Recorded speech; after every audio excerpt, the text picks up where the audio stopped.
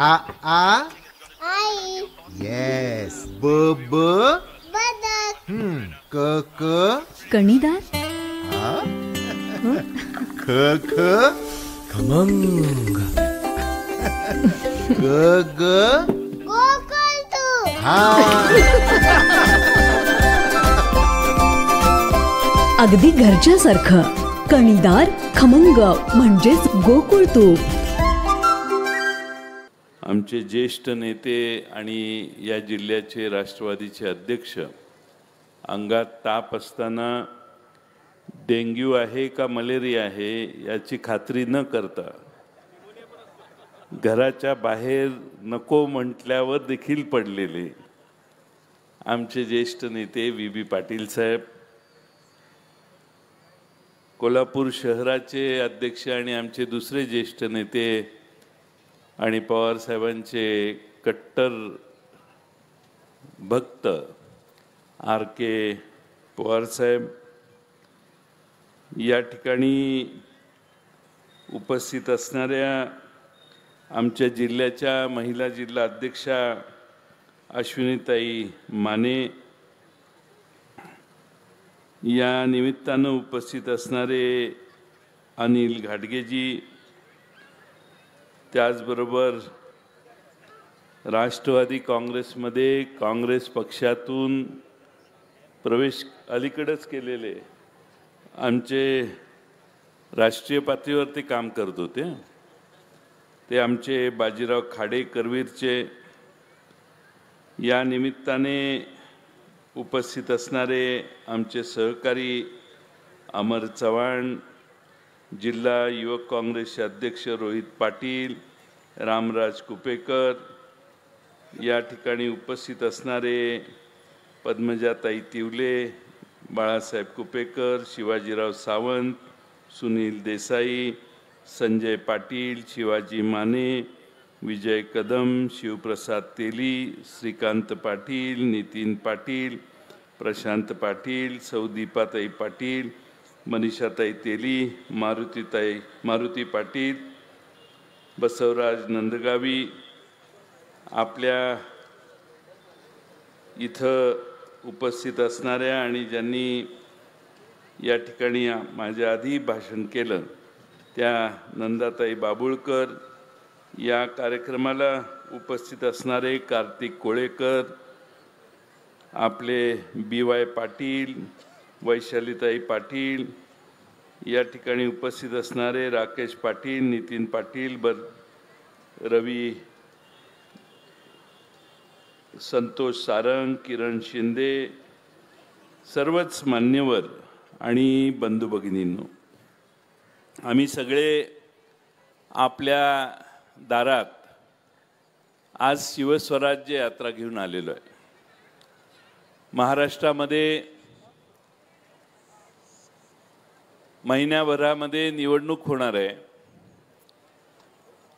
मी आणि डॉक्टर अमोल कोल्हे आम्ही महाराष्ट्रातले जवळपास 61 मतदारसंघ या शिवस्वराज्य यात्रेत भेटी देऊन या ठिकाणी आलेलो आहे. महाराष्ट्रातलं चित्र महाविकास आघाडीला सकारात्मक आहे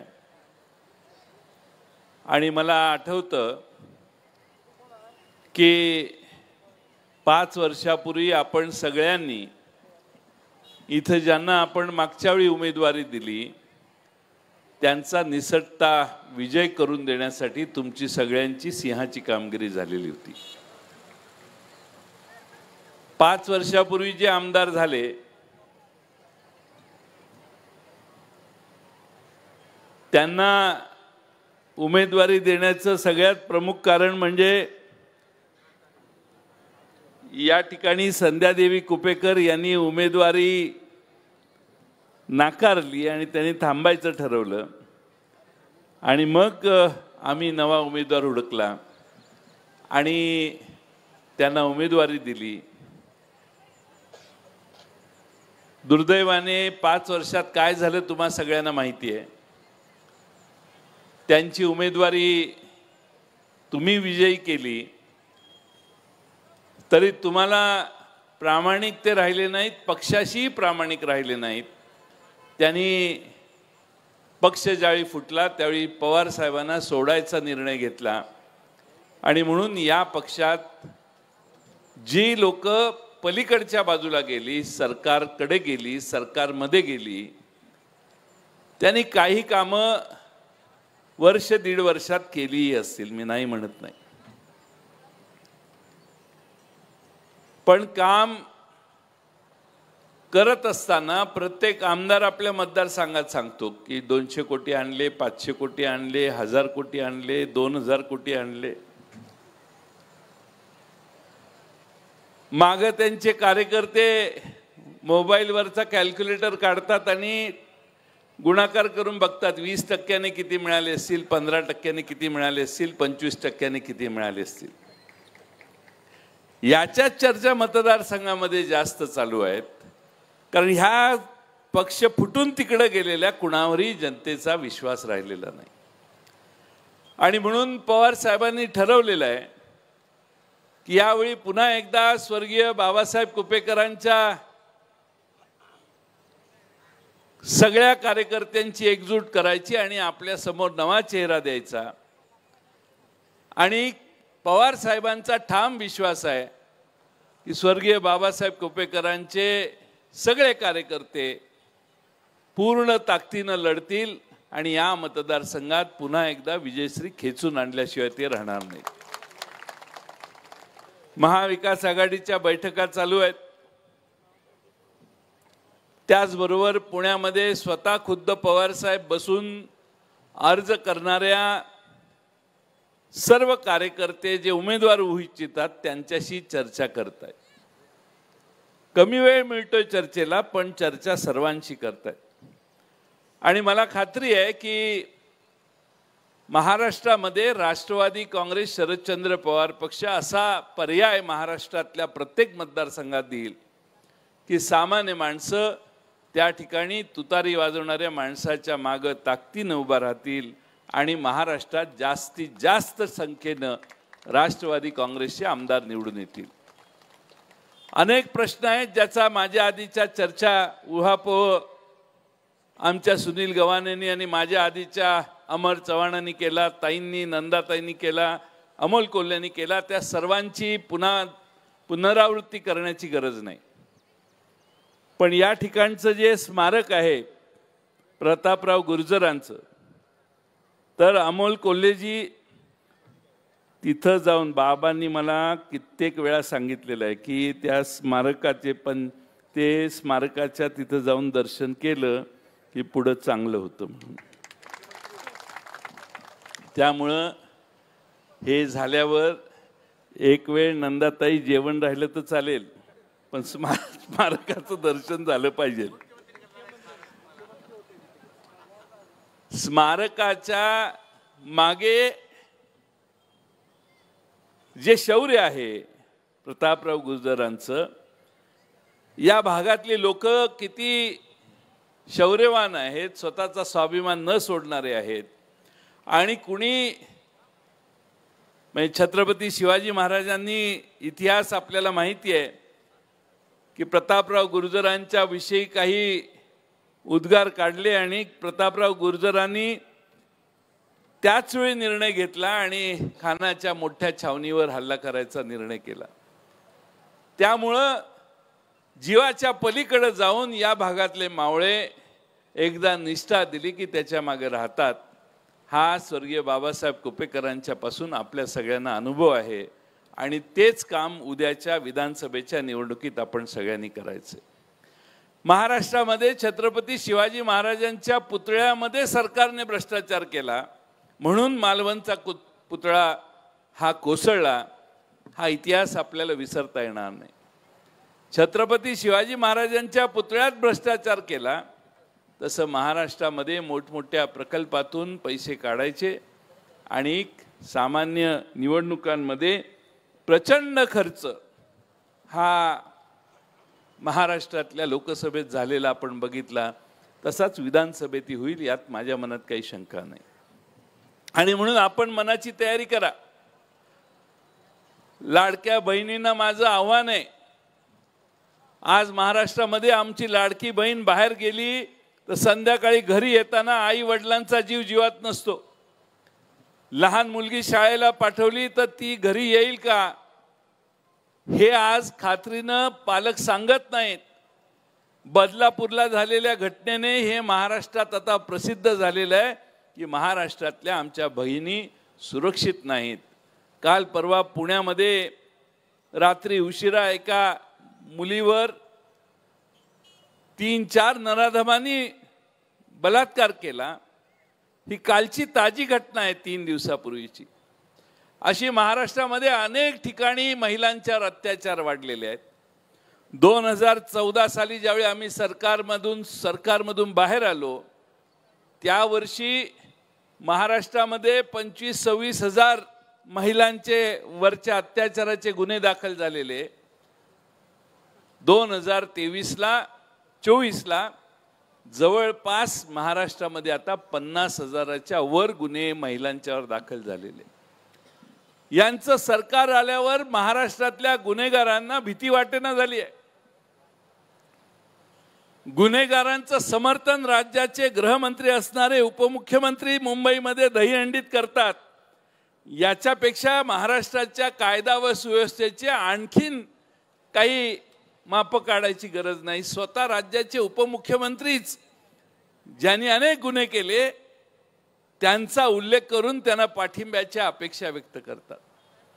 म्हणजे महाराष्ट्र आपल्या ताब्यात राहावा म्हणून साम दाम दंड भेद वापरायचा आणि सर्व मार्गाचा अवलंब करायचा हा मनोदय महाराष्ट्रातल्या सध्या सत्तेत बसलेल्या त्रिकुटाचा आहे. आणि म्हणून महाराष्ट्रातल्या मुख्यमंत्री आणि सगळ्यांनाच आपण जरा अभ्यास केला पाहिजे. हे दिवसभर काय करतात, काय काय काय करतात, म्हणजे कोणते कार्यक्रम करतात. सगळे कार्यक्रम मोठे पेंडॉल घातलेले 2-2, 4-4 कोटी रुपये एकेका कार्यक्रमाला खर्च होतात. काल एक बातमी मी वाचली. मुख्यमंत्री महाराष्ट्राचे दावोसला गेलेले. दावोस स्वित्झर्लंडमध्ये एक गाव आहे छोटंसं. जगातले गुंतवणूकदार तिथे येतात आणि त्यांना भारतात खास करून महाराष्ट्रात आकृष्ट करण्यासाठी एक टीम मुख्यमंत्र्यांच्या नेतृत्वाखाली गेलेली. काल परवा मी बातमी वाचली की हे तिकडनं जाऊन आले. तिकडच्या हॉटेलनं बिल पाठवलं. अरे बिल तर पाठवा, अजून बिलच दिलेलं नाही 2-4 कोटी रुपयाचं. ठाण्यात कुठल्याही हॉटेलमध्ये गेल्यावर बिल द्यायची आम्हाला सवयच नसल्यामुळे तिकडेही तसंच आम्ही केलं आणि मागं आलो ते तिकडची माणसं बिल पाठवायला लागली. त्यामुळं महाराष्ट्राच्या मुख्यमंत्री एखाद्या दौऱ्याला जातो आणि त्या हॉटेलचं बिल न भागवता परत येतो, ही महाराष्ट्राला अभिमानाची गोष्ट नाही. आता लाडक्या बहिणी नावाने ज्या योजना केलेल्या आहेत, मी मगाशी जे सांगतोय ते आमच्या बहिणी सुरक्षित नाहीत. आमचे सत्तेत असणारे लोक वेगळ्या ठिकाणी इथं येऊन गेले. मला कळलं ते भाषण करत सांगतात की आम्हाला जर मत नाही दिलं तर दुसरी पार्टी जर सत्तेत आली तर तुमच्या योजना हे बंद करतील. मी आपल्या सगळ्या भगिनींना या ठिकाणी विश्वास देतो की महाविकास आघाडीचं महाराष्ट्रात सत्ता येणारी आता काळ्या दगडावरची रेघ आहे. ते काय आता थांबत नाही. पण मी आमच्या सगळ्या आया बहिणींना विश्वासानं सांगतो की आमचं सरकार आलं तर तुमच्या या योजना अधिक बळकट करू, अधिक चांगल्या पद्धतीनं तुमच्या सेवेसाठी अधिक चांगल्या योजना देण्याचं काम हे महाविकास आघाडी करेल. महाविकास आघाडीमध्ये ही भूमिका आम्ही सगळ्यांनी मांडलेली आहे. आणि म्हणून तुम्ही चिंता करू नका. पण एक लक्षात ठेवा, ते तिजोरीतले पैसे आहेत, यांच्या खिशातले नाही आहेत. आणि तुम्हाला पैसे देता देता महाराष्ट्रातल्या सगळ्या योजनांचे पैसे थांबवावे लागले आहेत. नियोजन न केल्यामुळं तुमच्यासाठी देत असणाऱ्या पैशाच्या योजना बदनाम करण्याचं काम महाराष्ट्राचं सरकार आता करतंय. त्यांनी राज्य सरकारने रिझर्व्ह बँकेला अर्ज दिलेला आहे की आम्हाला पैसे लागणार आहेत 1.25 लाख कोटी रुपये डिसेंबर पर्यंत. कर्ज मागणीचा अर्ज रिझर्व्ह बँकेकडे महाराष्ट्र सरकारने का केलाय तर त्यांना द्यायला पैसे नाही. आदिवासी समाजाच्या सगळ्या योजना बंद आहेत. मागासवर्गीय समाजाच्या सामाजिक न्याय विभागाला जे पैसे देतात ते सगळे योजना बंद आहेत. आणि यांनी अलीकडे लोकप्रियता वाढवण्यासाठी ज्या घोषणा केल्या आहेत त्यासाठी सगळे पैसे वळवण्याचं काम सध्याचं सरकार करते. लोकसभेच्या आधी ही ताट होते, पण लोकसभेत एवढा मोठा पराभव 31 जागी झाल्यानंतर सरकार घाबरलं आणि सरकारने तिजोरी मोकळी करायला सुरुवात केली. आज महाराष्ट्राच्या सरकारने हे 1.25 लाख कोटी रुपये कर्ज घेतलं तर महाराष्ट्र सरकारच्या म्हणजे तुमच्या माझ्या डोसक्यावर 9.25 लाखाचं कर्ज होईल. 9.25 लाख कोटी रुपयाचं. 8 लाख कोटी रुपयाचं आत्ताच कर्ज आहे. 1.25 लाख कोटी रुपये वाढले की 9.25 लाख कोटी रुपयाचं कर्ज हे बहादर सत्तेतनं बाहेर जायच्या आधी करतील. आणि म्हणून आपल्या महाराष्ट्राची परिस्थिती काय, 65,000 कोटी रुपये सरकार थकबाकीत गेले. कॉन्ट्रॅक्टरना देण्याना पैसे नाहीत. एकनाथ शिंदेच्या काळात शेतकऱ्यांच्या सगळ्यात जास्त आत्महत्या वाढल्या, पण आता थोड्या दिवसाने महाराष्ट्रातल्या कॉन्ट्रॅक्टरांच्या देखील आत्महत्या वाढायला आता सुरुवात होईल. महाराष्ट्रातल्या कॉन्ट्रॅक्टरांना देखील आता हे पैसे जर यांनी दिले नाहीत तर कर्ज काढून कामं करणाऱ्या कॉन्ट्रॅक्टरांचा प्रचंड मोठ्या प्रमाणात अडचण तयार होणार आहे. आणि म्हणून माझ्यासारख्या कार्यकर्त्याला आपणाला एवढंच सांगायचंय की आपण सगळ्यांनी ताकदीने उद्याच्या निवडणुकीमध्ये परिवर्तनाच्या बाजूने मतदान करा. महाराष्ट्रामध्ये परिवर्तनाच्या बाजूने मतदान तुम्ही केलं तर मी तुम्हाला विश्वास देतो, इथल्या MIDC मध्ये नवे उद्योग आलेले नाहीत. आमच्या मुलांच्या हाताला अजून काम नाही. आमच्या शेजारी असणाऱ्या बेळगाव जिल्ह्यामध्ये उद्योग आहेत. पलीकडे कागलच्या MIDC मध्ये उद्योग आहेत. पण आमच्या घरातली मुलं हाताला काम नाही म्हणून मोकळी बसलेली आहेत. आणि म्हणून आपण सगळ्यांनी ताकदीनं स्वर्गीय बाबासाहेब कुपेकरांच्या सगळ्या कार्यकर्ते, राष्ट्रवादीचे सगळे कार्यकर्ते यांनी एकजुटीने उद्याच्या निवडणुका लढवण्याचं काम करावं. एक 8-10 दिवसामध्ये उमेदवार जाहीर होतील. आम्ही उमेदवार जाहीर करताना तौलनिक दृष्ट्या सगळ्यांचा अभ्यास करून आम्ही उमेदवार देतो. त्यामुळे त्याचा पूर्ण अभ्यास करून आपली उमेदवारी पक्षाच्या वतीने जाहीर होईल. त्यावेळी तुम्ही सगळ्यांनी एकदिलाने काम करण्याची सुरुवात करावी. आज फार मोठ्या संख्येने तुम्ही या ठिकाणी आलात. अजून शिराळ्याची सभा आहे आणि त्यानंतर डॉक्टर अमोल कोल्हेंना पुण्याला एक कार्यक्रम संध्याकाळी 6 वाजता आहे. आणि म्हणून इच्छा असून देखील जास्त वेळ मी बोलत नाही, पण मला या मतदारसंघाची बऱ्यापैकी माहिती आहे. बऱ्यापैकी अनेक लोकांना आमदार होण्याची इच्छा आहे. जे आमच्या पक्षात नाहीत, पलीकडे आहेत, त्या सगळ्यांनाच इच्छा आहे. त्यामुळं या मतदारसंघातली निवडणूक ही शेवटी निकालापर्यंत कळत नाही की काय होणार. पण तुम्ही सगळे एक झाला तर आजपर्यंत स्वर्गीय बाबासाहेब कुपेकरांनी या मतदारसंघात 5 वेळा विजय मिळवलेला आहे. त्याच पद्धतीने या मतदारसंघात आपण विजयी होऊ शकतो हा आम्हा सगळ्यांना आत्मविश्वास आहे. आणि त्यासाठी उद्याच्या निवडणुकांमध्ये तुम्ही सगळ्यांनी ताकदीनं काम करायला सुरुवात करा. आमचे खरं म्हणजे तिन्ही तालुक्याचे अध्यक्ष चंदगडचे शिवाजी सावंत कुठे गेले? शिवाजी सावंतांच्याकडे आम्ही चंदगडला एकदा गेलो होतो परवा. शिवाजीराव माने गडिंग्लजचे तालुका अध्यक्ष आणि मुकुंदराव देसाई आपले बाहेरगावी गेलेत. या तिन्ही अध्यक्षांना माझी विनंती आहे की विधानसभा अध्यक्ष शिवप्रसाद तेली तुम्ही सगळ्यांनी मिळून पक्ष एकत्रित बांधा. चांगल्या ताकदीनं आपापले जे काही चर्चा असतील त्या संपवा आणि सगळ्यांनी एकमुखाने आपला उमेदवार तयार करा. आपण सगळे ताकदीनं काम करायला लागला तर मला विश्वास आहे की उद्याच्या निवडणुकात पवार साहेबांना हा उमेदवार द्यायचा आहे, ही स्वप्न आपण एकदा सगळ्यांनी पूर्ण करून दाखवावे. तुतारी वाजवणाऱ्या माणसाचं वजन महाराष्ट्रात वाढलेलं आहे. एक काळ असा होता, VB पाटील साहेब, माणूसच नव्हता ऑफिसमध्ये, माणूसच यायचा नाही. माणसांना वाटते जाता संपली पार्टी. पण आमचा सगळ्यांचा ठाम विश्वास होता की आम्ही ज्या नेतृत्वाखाली काम करतोय त्या नेत्यात एवढी प्रचंड जादू आहे की 0 असलं तरी त्याच्या पुढं 10 लिहिण्याची त्यांची ताकद आहे.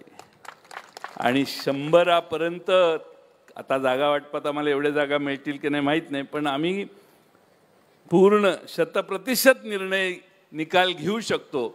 आणि तो 100% निकाल कोणाच्या जीवावर, तर तुमच्या सगळ्यांच्या जीवावर आम्ही हे बोलू शकतो.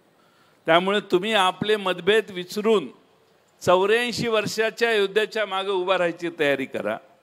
84 वर्षाच्या योद्ध्याला आपल्या मतदारसंघातून तुतारी वाजवणाऱ्या माणसाच्या मागं आशीर्वाद देण्यासाठी आपण सगळ्यांनी प्रयत्न करावेत. माझा अनुभव आहे, 10 खासदारांकीचे उमेदवार उभे केले, 8 निवडून आले, 1 जाता पडले आमचे सातारचे. पण एकदा तुतारी वाजायला लागली मतदारसंघात तर ती थांबत नाही.